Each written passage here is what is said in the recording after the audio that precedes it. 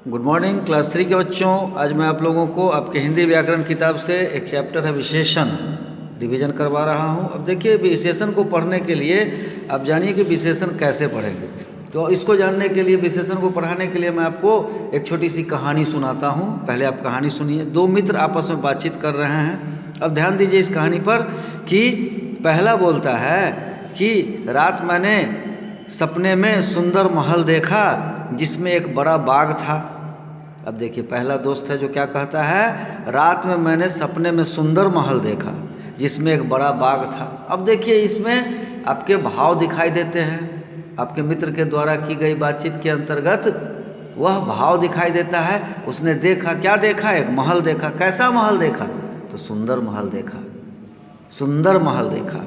फिर उसके बाद देखा कि उस महल में क्या थे? तो एक बाग था। कैसा बाग था? तो बड़ा बाग था। तो इस तरह से आप देखते हैं कि प्रश्न को जब हम निकालते हैं, जब अपने मन से उस भाव के अंदर जो अंदरूनी हिस्से में प्रश्न है, वह प्रश्न जो हमें बताता है वह विशेषण कहलाता है।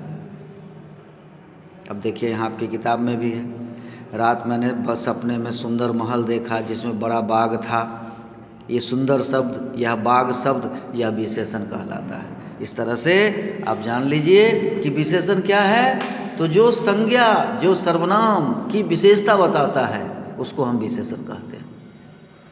जो संज्ञा या सर्वनाम की विशेषता बताता है उसे विशेषण कहते हैं। जैसे भैंस काली और मोटी है। यहाँ देखिए, भैंस काली और मोटी है।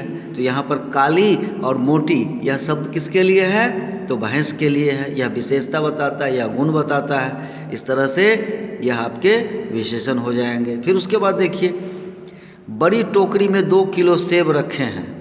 अब देखिए, ये टोकरी की विशेषता है क्या? तो वो बड़ी है। सेब की विशेषता क्या है? तो 2 किलो है। इस तरह से ये सारे आपके विशेषण की श्रेणी में आते हैं। अब आप इसको देखिए व्याकरण की किताब में, तो आपको मिल जाएगा। अब यहाँ देखिए, यह सारा खाली जगह है, इसमें आंसर भी दिया हुआ है। अब राम एक